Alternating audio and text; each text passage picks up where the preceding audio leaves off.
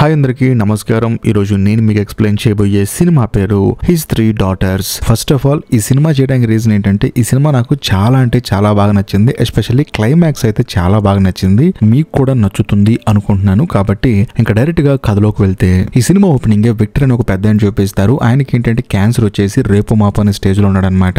ఆయనకి 3 కూతుర్లు ఉంటారు. అందులో మొదటి అమ్మాయి పేరు కేటీ. బేసికల్ గా ఈ అమ్మాయికి ఏంటంటే నేను పెద్ద అమ్మాయిని, నేను ఏది చేసినా సరే కరెక్ట్, అందులోనూ తను తప్పు చేసినా కూడా అంత తొందరగా తన తప్పును ఒప్పుకోదు, నేను చేసిందే కరెక్ట్ అని చెప్పేసి వాదిస్తూ ఉంటుంది. అంతేకాకుండా రెండో అమ్మాయి పేరు క్రిస్టినా. ఈ అమ్మాయి మన కథలో హీరోయిన్. బేసికల్ గా ఈ అమ్మాయి చాలా మంచిదన్నమాట. ఇంకా ముఖ్యంగా చెప్పాలంటే ప్రతి దానికి 100 సార్లు ఆలోచిస్తుంది. ఇంకా ముఖ్యంగా తనకు కూతురు ఉంటుంది అనమాట, మర్బెల్లా అని చెప్పేసి. ఆ అమ్మాయి అంటే చాలా ఇష్టం. ఎప్పుడు చూసినా తన కూతురు గురించి చెప్తూనే ఉంటుంది. ఇంకా మూడో కూతురు పేరు వచ్చేసి రేచల్. బేసికల్ గా ఈ అమ్మాయికి పెళ్లి అవ్వలేదు, కాకపోతే మొదటి 2 అమ్మాయిలకి పెళ్ళైంది. ఈ అమ్మాయి ఒక బాయ్ ఫ్రెండ్ తో ఉంటుంది అనమాట. ప్రస్తుతానికి లివింగ్ టుగెదర్ రిలేషన్ లో ఉంది, కానీ పెళ్లి చేసుకోకుండా బాధ్యతలు లేకుండా అలా ఉండిపోతుంది అనమాట. వీళ్ళ ముగ్గురు ఏంటంటే విడివిడిగా ఉంటారు. కాకపోతే విక్టర్ కి ఒంట్లో బాలేదని చెప్పేసి వీళ్ళు ముగ్గురు ఇక్కడికి వస్తారు. అందులోనూ ఈ విక్టర్ ఏంటంటే రేచల్ దగ్గర ఉండేవాడు, అంటే మూడో అమ్మాయి చూసుకుంటూ ఉండేది. కాకపోతే ఆయన క్యాన్సర్ వచ్చేసి కొంచెం సీరియస్ గా ఉందని చెప్పేసి మొదటి అమ్మాయి, రెండో అమ్మాయి ఇక్కడికి వచ్చారు వాళ్ళ నాన్నగారిని చూసుకోవడానికి. కాకపోతే ఇక్కడ ఒక హైలైట్ విషయం ఏంటంటే మొదటి 2 అమ్మాయిలు ఏంటంటే విక్టర్ వల్ల మొదటి భార్యకి పుట్టిన వాళ్ళు. ఈ మూడో అమ్మాయి రేచల్ ఉంది కదా, తాను ఏంటంటే రెండో భార్యకి పుట్టింది అనమాట. అందుకనే కేటీకి క్రిస్టియానాకి ఈ మూడో అమ్మాయి అంటే కొంచెం ఇష్టం ఉండదు. కాకపోతే అమ్మాయి కొంచెం దూరంగా ఉంటారు. కానీ వాళ్ళ నాన్నగారు చావు బతుకుల మధ్య ఉన్నారని చెప్పేసి వీళ్ళ ముగ్గురు ఇప్పుడు కలిసి వాళ్ళ నాన్నగారి ఇంట్లో ఉన్నారు. అంటే ఇప్పుడు ఆ రేచల్ వాళ్ళ ఇంట్లో ఉన్నారు. బేసికల్ గా ఆ పెద్ద అయిన విక్టర్ కూడా ఏం చేశాడంటే ఆ ఇంటిని తన మూడో కూతురు పేరు మీద రాశాడు. అందుకనే మిగతా వాళ్ళకి ఏంటంటే కొంచెం కోపంగా ఉంటుంది అనమాట. అది కూడా కేవలం కేటీ మాత్రమే. అదే సమయంలో పెద్ద కూతురు ఏముంటుందంటే, మీకు ఎన్నిసార్లు చెప్పాను నాన్న దగ్గర డిఎన్ఆర్ సైన్ తీసుకోమని. ఇప్పుడేమో ఆయన ఒంట్లో ఓపిక లేకుండా కనీసం సైన్ కూడా పెట్టలేని స్థితిలో ఉన్నాడు. అది గనక తీసుకుంటే నాన్నగారు చక్కగా చనిపోయారని చెప్పి అనడంతో వీళ్ళిద్దరు ఏంటంటే సైలెంట్ గా ఉంటారనమాట. బేసికల్ గా ఫారెన్ కంట్రీస్ లో కొంచెం ఎక్కువ అనారోగ్యంగా ఉన్న వాళ్ళు ఏంటంటే బెడ్ మీద పడుకొని ఇబ్బంది పడుతూ ఉంటుంటే అక్కడ ఉన్న గవర్నమెంట్ ఏం చేస్తుందంటే వాళ్ళంతరకు వాళ్ళు మేము చనిపోవాలనుకుంటున్నాము కాబట్టి మాకు ఇంజెక్షన్ ఇచ్చి చంపేయండి అని చెప్పేసి అనడంతో డాక్టర్లు కూడా గవర్నమెంట్ కూడా అప్రూవ్ చేస్తుంది. దానికి సంబంధించిన సంతకం ఇంతకు ముందు నాన్నగారి దగ్గర తీసుకుంటే అయిపోయేది కదా, ఆయన గారిని ప్రశాంతంగా మనం పైకి పంపించే వాళ్ళం. కానీ ఇప్పుడు మంచం మీద ఉండి ఎంత ఇబ్బంది పడుతున్నాడు, దాన్ని మనం చూడలేకపోతున్నాం అని చెప్పేసి పెద్ద కూతురు అంటూ ఉంటుంది. కానీ రెండో కూతురు మన కథలో హీరోయిన్ మాత్రం అదేం పట్టించుకోకుండా నా కూతురు ఉంది కదా, నా కూతురు ఎంత అద్భుతంగా పాటలు పాడుతుందో తెలుసా, తనకి 5 సంవత్సరాలు మాత్రమే, తాను నేను కలిసి కూర్చొని చక్కగా టీవీ చూస్తూ ఉంటాము, పాటలు పాడుకుంటూ ఉంటాము, ఎంత బాగుంటుందో తనతో నాకు ఉంటే అని చెప్పేసి తన కూతురు గురించి గొప్పలు చెప్తూనే ఉంటుంది. కరెక్ట్ గా అదే సమయంలో పెద్ద అమ్మాయి కేటీ ఏమంటుందంటే చిన్న అమ్మాయిని రేచల్ ని, చూడు నువ్వు దయచేసి ఇక్కడ స్మోకింగ్ చేయొద్దు, నాన్నగారికి తెలిస్తే బాధపడతారని చెప్పడంతో మూడో అమ్మాయి ఉంటుందంటే, చూడు నాన్నగారికి నేను స్మోకింగ్ చేస్తానని తెలుసు, ఆయన నేను కలిసి కూర్చొని సిగరెట్లు కూడా తాగాము, ఆయన నీకేంటి ప్రాబ్లం అని చెప్పేసి అనడంతో పెద్ద అమ్మాయి కోపం వచ్చేసి చిన్న అమ్మాయిని తిడుతూ ఉంటుంది అనమాట. వాళ్ళిద్దరు గొడవ పడుతూ ఉంటారు. దాంతో మన కథలో హీరోయిన్ మధ్యలో కూర్చొని ఉంటుంది. అదే సమయంలో ఒక డాక్టర్ వస్తాడనమాట అక్కడికి, హీరోయిన్ వాళ్ళ ఫాదర్ ని చూసుకుని ఆయన ఏంటంటే వీళ్ళిద్దరు గొడవడుకుంటుంటే దూరం నుంచి చూస్తూ ఉంటాడు. దాంతో హీరోయిన్ ఏమంటుందంటే, సార్ రండి ఏం కాదని చెప్పేసి, వీళ్ళిద్దరికి ఇదే పని అయిపోయిందని చెప్పేసి అంటుంది. దాంతో ఆయన కూడా వస్తాడు అనమాట. వచ్చిన తర్వాత ఆయన ఏమంటాడంటే, మీ ముగ్గురు చూస్తుంటే నాకు చాలా గర్వంగా ఉందమ్మా. బేసికల్ గా తల్లిదండ్రులను వదిలేసి పిల్లలు ఎక్కడ పడితే అక్కడ వెళ్ళిపోతూ ఉంటారు, టైం లేదంటారు, కానీ 3 ఆడపిల్లలు తండ్రి దగ్గర ఉన్నారంటే మామూలు విషయం కాదని చెప్పడంతో వాళ్ళు కూడా అవునా అని చెప్పేసి అంటారు. అదే సమయంలో కేటీ ఏమంటుందంటే, మా నాన్నగారు ఆరోగ్యం ఎలా ఉందండి అని చెప్పేసి అడుగుతుంది. అప్పుడు ఆ డాక్టర్ ఏమంటారంటే, 2-3 వారాలు పడుతుందమ్మా మీ నాన్న మామూలుగా అవడానికి, ఒకవేళ అయినా కూడా మీ నాన్న మాట్లాడటం లేకపోవటం నడవటం అలాంటి ఏం చేయడు, జస్ట్ మిమ్మల్ని చూస్తూ ఉంటాడని చెప్పేసి అనడంతో కేటీ ఏమంటుందంటే, మరి మా నాన్నగారు డిఎన్ఆర్ పేపర్ మీద సైన్ పెడతాడంటే అలాంటిది ఏమి ఎక్స్పెక్ట్ చేయమాకమ్మా, ఎందుకంటే మీ నాన్నగారు మామూలు స్టేజ్ రావడానికి చాలా కష్టం, మళ్ళీ లెగిసి సైన్ పెట్టడం అనేది జరగని పని అని చెప్పడంతో ఆ అమ్మాయి డిసప్పాయింట్ అయిపోతుంది. అదే సమయంలో డాక్టర్ ఏమంటాడంటే, చూడండి నేను కొంచెం బిజీగా ఉంటాను, మా ఆవిడ నర్సే, తను ఇక్కడికి వస్తుంది, తన పేరు మర్బెల్లా అని చెప్పడంతో హీరోయిన్ ఏమంటుందంటే, అవునా నా కూతురు పేరు కూడా అదేంటి అని చెప్పేసి మళ్ళీ తన కూతురు గురించి చెప్పడం స్టార్ట్ చేస్తుంది. మా అమ్మాయి చాలా మంచి అమ్మాయి, 5 సంవత్సరాలు వచ్చింది, తనకి టీవీ చూస్తుంది, పాటలు పాడుతుందని చెప్పేసి తన గురించి చెప్పడం స్టార్ట్ చేస్తుంది. మిగతా 2 సిస్టర్ కి చిరాకు వస్తుంది అనమాట, పద్దాకలు కూతురు గురించి చెప్తుందని చెప్పేసి. ఆ తర్వాత ఆయన కూడా సరేనమ్మా నేను వెళ్ళిపోతున్నాను, ఏదన్నా అవసరం ఉంటే ఫోన్ చేయని అని చెప్పేసి అక్కడి నుంచి వెళ్ళిపోతాడు. ఆ తర్వాత కేటీ ఏం చేస్తుందంటే తన భర్తకు ఫోన్ చేసి చెప్తుంది అనమాట, ఇలా నాన్నగారికి 2 వారాలు అవుతుందంటే రికవర్ అవడానికి, మరి ఇక్కడే ఉండనా అని చెప్పడంతో ఆ అమ్మాయి వాళ్ళ భర్త కూడా సరే ఉండు మీ నాన్నగారు కదా అని చెప్పేసి అంటాడు. దాంతో ఓకే అని చెప్పేసి అంటుంది. మరోవైపు రేచల్ చూపిస్తారు. తానేంటంటే బయటకు వచ్చి సిగరెట్ తాగుతుంది అనమాట. ఎందుకంటే ఇద్దరు అక్కడ ఇంట్లో ఒప్పుకోవట్లేదు కదా, అందుకని బయట తాగుతున్నప్పుడు అక్కడ ఒక సెక్యూరిటీ గార్డ్ వచ్చి, చూడమ్మా ఇది అపార్ట్మెంట్ల దగ్గర ఇలా తాకూడదమ్మా అని చెప్పేసి అంటంతో, నాకు తెలుసులేండి, కాకపోతే ఇంట్లో మా అక్కలు చంపేస్తున్నారు నన్ను, ఇది తాగేసి నేను లోపలికి వెళ్ళిపోతా అని చెప్పేసి అంటంతో ఆయన కూడా సరే అంటాడు. ఆ తర్వాత రేచల్ లోపలికి వస్తుంది అనమాట. వచ్చిన తర్వాత రేచల్ తో హీరోయిన్ ఏమంటుందంటే, చూడు ఒక 2 రోజుల నుంచి నాన్నగారిని నేను చూసుకుంటున్నాను కదా, కొంచెం రెస్ట్ తీసుకుంటాను, ఈ రోజు నువ్వు చూసుకోవచ్చు కదా నాన్నగారిని అని చెప్పంటంతో, లేదు నాకు అర్జెంట్ గా పని ఉంది, షాపింగ్కి వెళ్ళాలి, వీళ్ళు వచ్చిన తర్వాత చూసుకుంటా అని చెప్పంటంతో హీరోయిన్ కూడా ఏం చేయలేక సైలెంట్ అయిపోతుంది. ఆ తర్వాత నడుచుకుంటూ ఏడ్చుకుంటూ లోపలికి వెళ్ళి చూస్తే హీరోయిన్ వాళ్ళ అక్క కేటీ ఏం చేస్తుందంటే ఫ్రిడ్జ్ ఓపెన్ చేసి చూస్తుంది. అందులో యాపిల్స్ అన్ని పాడైపోయి ఉంటాయి. చూసావా, ఈ రేచల్ కి అసలు బుద్ధే లేదు, యాపిల్స్ మొత్తం పాడైపోయాయి, ఇంటి మెయింటెనెన్స్ కూడా సరిగా తెలియదు తనకని చెప్పేసి అంటూ ఉంటుంది. దాంతో హీరోయిన్ కూడా వింటూ ఉంటుంది. అదే సమయంలో కేటీ ఏముంటుందంటే మన ఇద్దరమే నాన్నగారిని చూసుకుంటున్నాం కదా, ఇంతకు రేచల్ ఎక్కడికి వెళ్ళిందని చెప్పి అంటంతో హీరోయిన్ కూడా జరిగింది చెప్తుంది. ఇలా షాపింగ్కి వెళ్ళాలంట, వెళ్ళొచ్చిన తర్వాత చూసుకుంటానని చెప్పేసి అంటంతో కేటీ కోపం వచ్చేసి పిచ్చి పిచ్చిగా తిడుతుంది అనమాట. అసలు బుద్ధి లేదు తనకి, నాన్నగారిని మన ఇద్దరం తప్ప ఆ అమ్మాయి చూసుకోవట్లేదని చెప్పేసి అంటూ ఉంటుంది. కట్ చేస్తే ఆ రోజు సాయంత్రం మన కథలో హీరోయిన్ ఏం చేస్తుందంటే తన కూతురికి ఫోన్ చేస్తుంది అనమాట. అంటే తన హస్బెండ్ కి ఫోన్ చేస్తుంది, తన కూతురికి ఫోన్ చేసి జరిగింది మొత్తం చెప్తుంది అనమాట. ఇలా తాతయ్య ఒంట్లో బాగాలేదు, అందులోనూ తాతయ్యని చూసే డాక్టర్ వాళ్ళ భార్య పేరు కూడా నీ పేరే అంట, మన ఇద్దరం కలిసి ఒకసారి ఆమెను కలుద్దాము, ఎలా ఉంటుందో చూద్దాం అని చెప్పేసి సరదాగా మాట్లాడుతూ ఉంటుంది.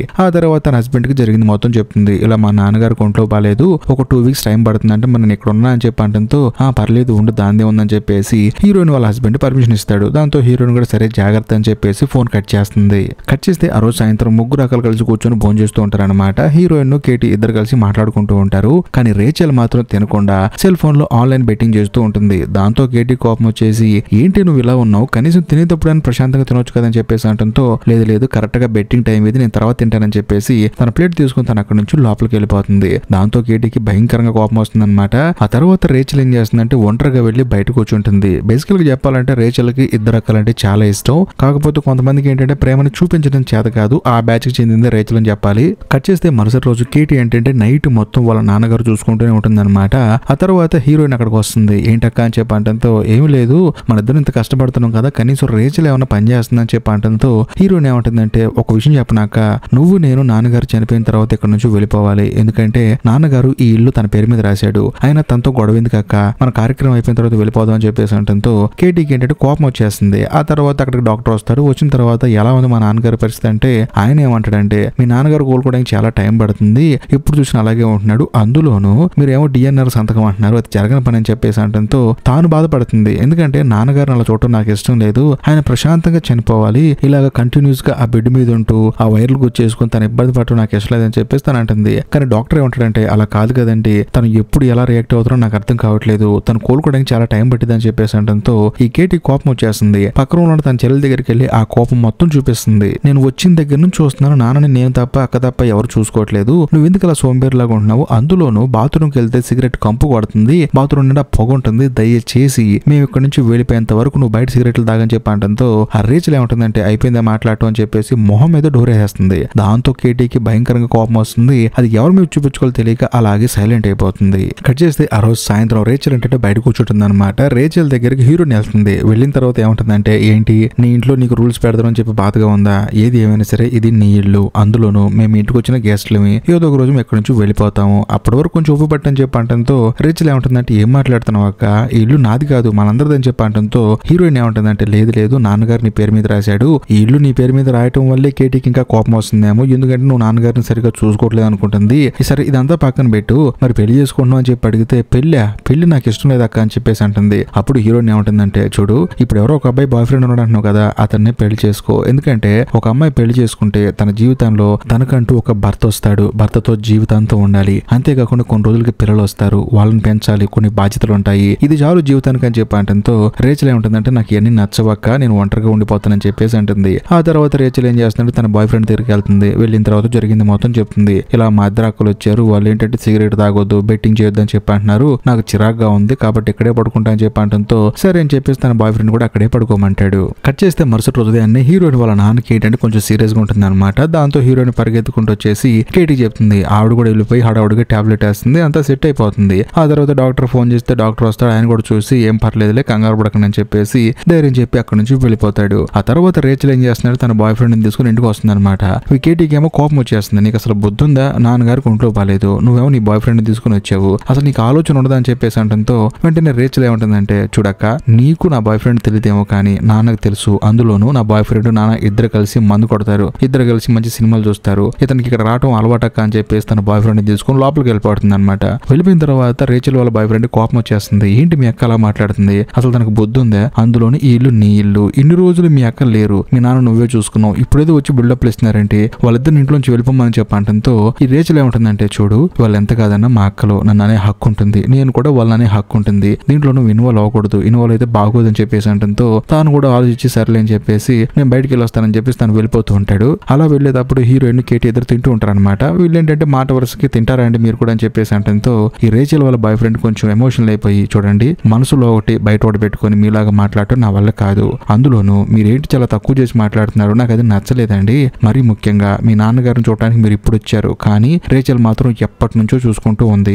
ఇప్పుడు వచ్చి మీరేంటండి బిల్డప్లు ఇస్తున్నారు, అందులోనూ వాళ్ళ నాన్నగారికి ఫ్రూట్స్ అంటే చాలా ఇష్టం, అందులోనూ యాపిల్స్ అంటే చాలా చాలా ఇష్టం, కాబట్టి తన కోసం తీసుకొచ్చి ఫ్రిడ్జ్ లో పెట్టింది. కానీ ఇప్పుడు ఆయనకి ఆరోగ్యం బాగోలేదు, అందుకని దాన్ని ఎవరు తినట్లేదు. కానీ మీరేం చేశారు, ఆ యాపిల్ బయటకు తీసి రేచల్కి ఇల్లు చూసుకోవడం రాదని చెప్పి తిట్టడం మొదలు పెట్టారు. అందులో మీకు విషయం చెప్పనా, ఈ ఇంటికి నేను ప్రతిరోజు వచ్చి వెళ్తూనే ఉంటాను, ఎందుకంటే మీ నాన్నగారికి నేనంటే చాలా ఇష్టం, అంతేగాని ఇక్కడ మేము తప్పుడు పనులు చేయడానికి రావట్లేదు. మీరు చూసిందే ప్రపంచం, మీరు ఊహించుకున్నదే జీవితం అనుకుంటే మాత్రం చాలా తప్పండి అని చెప్పేసి రేచల్ వాళ్ళ బాయ్ ఫ్రెండ్ మాత్రం ఇద్దరు అక్క చెల్లెలకి గట్టిగా వార్నింగ్ ఇస్తాడు. దాంతో కేటీ కోపం వచ్చేసి ఏ రేచల్ బయటకు రాబోసారు అని చెప్పేసి, నీ బాయ్ ఫ్రెండ్ చాలా ఎక్కువ మాట్లాడుతున్నాడు, కొంచెం ఎక్కడి నుంచి తీసుకెళ్ళిపో అని చెప్పేసి అంటంతో రేచల్ కూడా వచ్చేసి మాట్లాడమాకని చెప్పేసి అక్కడి నుంచి తన బాయ్ ఫ్రెండ్ తీసుకెళ్లిపోతుంది. అలా కొంత సమయం గడిచిన తర్వాత మళ్ళీ రేచల్ తిరిగి వస్తుంది అనమాట. తిరిగి వచ్చిన తర్వాత కేటీ ఏం చేస్తుందంటే, అవును కదా తన బాయ్ ఫ్రెండ్ కూడా చెప్పింది నిజమే కదా, ఇప్పటి వరకు నాన్నగారిని రేచల్ చూసుకుంది కదా అని చెప్పేసి తనకి సారీ చెప్పడానికి వెళ్తుంది. వెళ్ళిన తర్వాత సారీ ఏమనుకోద్దని చెప్పేసి అంటంతో రేచల్ ఏమంటుందంటే, చూడక నువ్వు నాన్నగారిని చూసుకోవడానికి వచ్చావు, నా జీవితాన్ని చూడడానికి కాదు, దయచేసి నాకు సలహాలు వేయటం ఆపేసి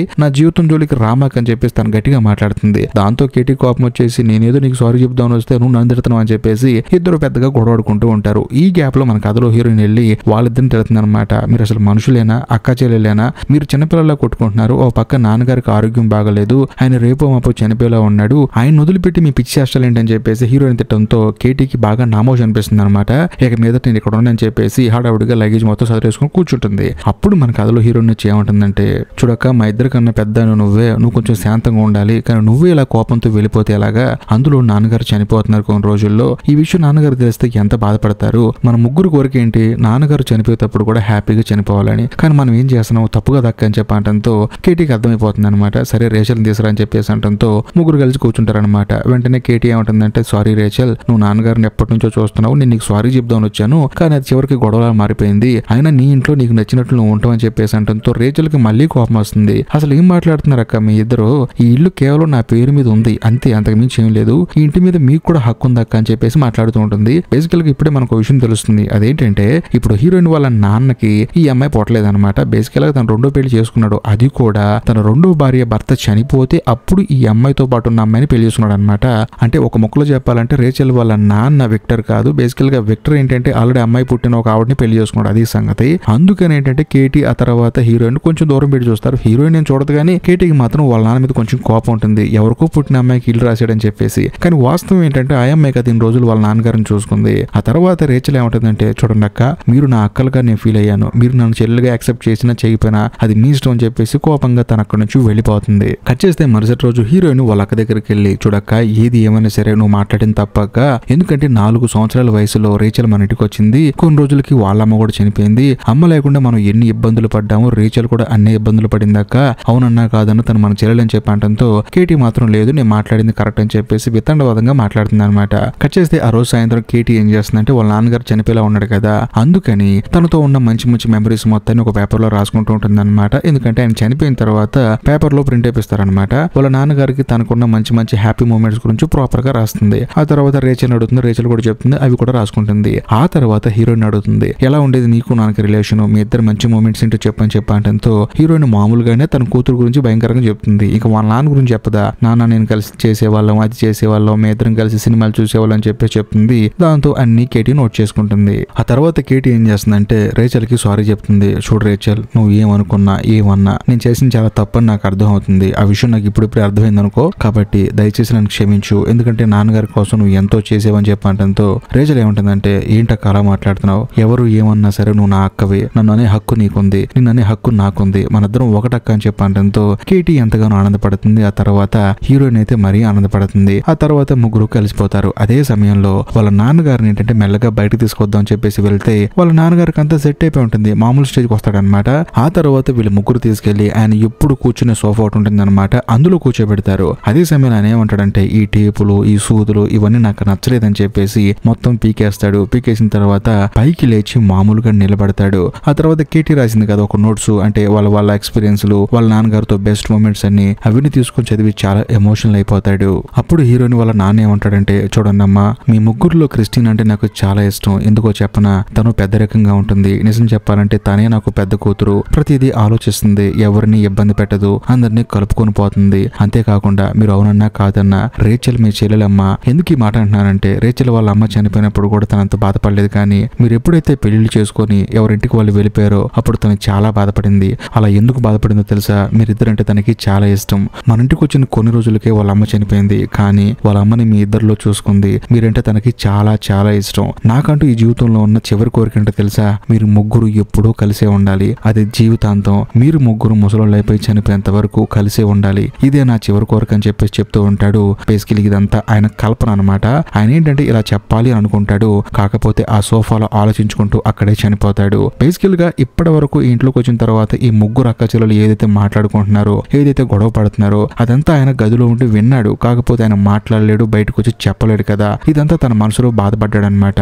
ఏదేమైనా సరే ఈయన మాట్లాడక ముందే, ఈయన చెప్పక ముందే ఆ ముగ్గురు అక్క చెల్లెలు కలిసిపోయారు. వాళ్ళ నాన్నగారు శవం దగ్గర కూర్చొని బాధపడుతూ ఉంటారు. ఆ తర్వాత ఫ్యూనరల్ చేస్తారు. అన్ని కార్యక్రమాలు అయిపోయిన తర్వాత ఆ రోజు సాయంత్రం ముగ్గురు అక్క చెల్లెళ్ళు ఆ ఇంట్లో కూర్చొని ఉంటారు. వాళ్ళ నాన్నగారు ఇప్పుడు కూర్చునే సోఫాలో వాళ్ళు కూర్చొని బాధపడుతూ ఉంటారు. ముగ్గురు కలిసి ఒకే సోఫాలో కూర్చొని మనకి ఇంకెవరు లేరని చెప్పేసి, అమ్మా నాన్నలు ఇంకా లేరని చెప్పేసి ముగ్గురు బాధపడతారు. ఒకళ్ళ మీద ఒకరికున్న ఇష్టాన్ని వ్యక్తపరుచుకుంటారు. కట్ చేస్తే మరుసటి రోజు ఎవరి జీవితంలోకి వాళ్ళు వెళ్ళిపోవాలి కదా, హీరోయిన్ గానీ వాళ్ళ అక్క కేటీ గానీ. అందుకని మరుసటి రోజు ఉదయాన్నే ఒకరికొకరు హగ్ చేసుకొని ఇక మరి నేను వెళ్తున్నానని చెప్పేసి కేటీ వెళ్ళిపోతుంది. అంతేకాకుండా హీరోయిన్ కూడా వెళ్ళిపోతుంది. అదే సమయంలో రేచల్ మాత్రం ఆ ఇంట్లో ఒక్కతే మిగిలిపోతుంది. చిన్నతనంలో తల్లి చనిపోయింది. అలా కొన్ని సంవత్సరాలు గడిచిన తర్వాత ఇప్పుడు నాన్న చనిపోయాడు. అంతేకాకుండా తల్లిలాగా చూసుకున్న ఇద్దరు అక్కలు కూడా వాళ్ళు పెళ్లి చేసుకుని ఎవరింట్లోకి వాళ్ళు వెళ్ళిపోయారు. చివరికి ఆ రేచల్ మాత్రం ఆ ఇంట్లో ఒక్కతే మిగిలిపోయింది. ఆ తర్వాత బయటకు వచ్చి సిగరెట్ తాక్కుంటూ వాళ్ళ నాన్న గురించి వాళ్ళ అమ్మ గురించి ఆలోచించుకుంటూ అలాగే ఉండిపోతుంది. ఇంతటితో సినిమా అయిపోతుంది. ఈ సినిమాలో ఉన్న గొప్పతనం ఏంటి తెలుసా?